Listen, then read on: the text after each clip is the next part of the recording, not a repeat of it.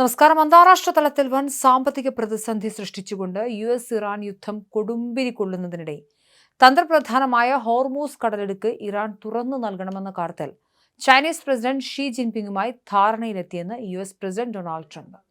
2 ദിവസത്തെ ചൈന സന്ദർശനത്തിനു ശേഷം ബെയ്ജിംഗിൽ നിന്നും മടങ്ങവേ എയർഫോഴ്സ് 1 വിമാനത്തിൽ വെച്ചാണ് ട്രംപ് ഇക്കാര്യം വ്യക്തമാക്കിയത്. എന്നാൽ ഈ വിഷയത്തിൽ ഇറാന് മേൽ സമ്മർദ്ദം ചെലുത്തുമെന്നോ മധ്യസ്ഥത വഹിക്കുമെന്നോ ഉള്ള യാതൊരുവിധ ഔദ്യോഗിക സൂചനകളും ചൈനയുടെ ഭാഗത്തു നിന്നും ഇതുവരെ ഉണ്ടായിട്ടില്ല.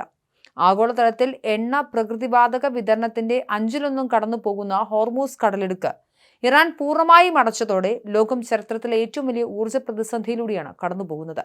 ഈ സാഹചര്യത്തിലാണ് ഇറാന്റെ ഏറ്റവും വലിയ എണ്ണ ഉപഭോക്താക്കളായ ചൈനയുമായി ട്രംപ് ചർച്ച നടത്തിയത്.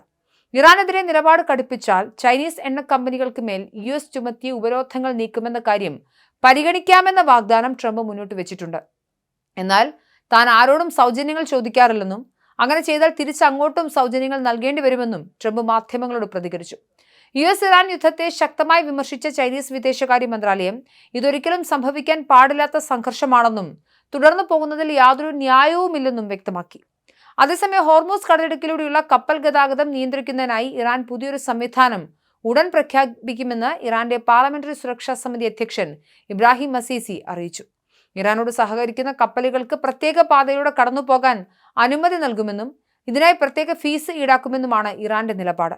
ഫെബ്രുവരി 28-ന് അമേരിക്കയും ഇസ്രയേലും സംയുക്തമായി ഇറാനിൽ വ്യോമാക്രമണം തുടങ്ങിയതോടെയാണ് നിലവിലെ യുദ്ധം ആരംഭിച്ചത്. ആക്രമണങ്ങളിൽ ആയിരക്കണക്കിന് ഇറാനികളും ലബനനിലെ ഹിസ്ബുള്ള പ്രവർത്തകരും കൊല്ലപ്പെട്ടു.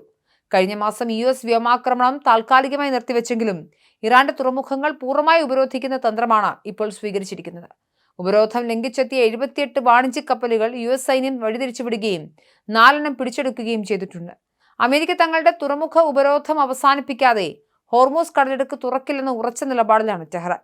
ഇത് വലിയ ഊർജ്ജ പ്രതിസന്ധിയാണ് ഉണ്ടാക്കുന്നത്. ഇറാൻ അണുവായുധം നിർമ്മിക്കുന്നത് തടയുകയും ഹോർമൂസ് കടലിടുക്ക് തുറക്കുകയാണ് തങ്ങളുടെ ലക്ഷ്യമെന്ന് ട്രംപ് ബെയ്ജിംഗിൽ വ്യക്തമാക്കി. എന്നാൽ തങ്ങൾക്ക് അണുവായുധം നിർമ്മിക്കാൻ താൽപ്പര്യമില്ലെന്നും തങ്ങളുടെ പക്കലുള്ള യുറേനിയം ശേഖരം ഉപേക്ഷിക്കില്ലെന്നും ഇറാൻ ആവർത്തിച്ചു. യുദ്ധം അവസാനിപ്പിക്കാനുള്ള സമാധാന ചർച്ചകൾക്ക് പാകിസ്ഥാൻ മധ്യസ്ഥത വഹിക്കുന്നുണ്ട്.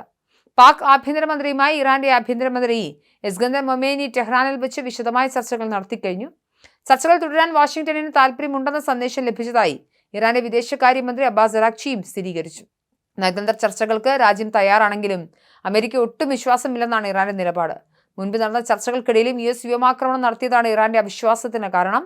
ഈ പ്രതിസന്ധികൾക്കിടയിലും US-ഇസ്രയേൽ ആക്രമണത്തെ തുടർന്ന് നിർത്തിവെച്ചിരുന്ന ഇറാന്റെ സ്റ്റോക്ക് മാർക്കറ്റ് വരും ദിവസങ്ങളിൽ പുനരാരംഭിക്കാൻ അധികൃതർ തീരുമാനിച്ചിട്ടുണ്ട്. ഓഹരി ഉടമകളുടെ ആസ്തികൾ സംരക്ഷിക്കുന്നതിനും പരിഭ്രാന്തി ഒഴിവാക്കുന്നതിനുമാണ് ഇത്രയും കാലം വ്യാപാരം നിർത്തിവെച്ചിരുന്നതെന്ന് സെക്യൂരിറ്റീസ് ആൻഡ് എക്സ്ചേഞ്ച് ഓർഗനൈസേഷൻ വ്യക്തമാക്കി.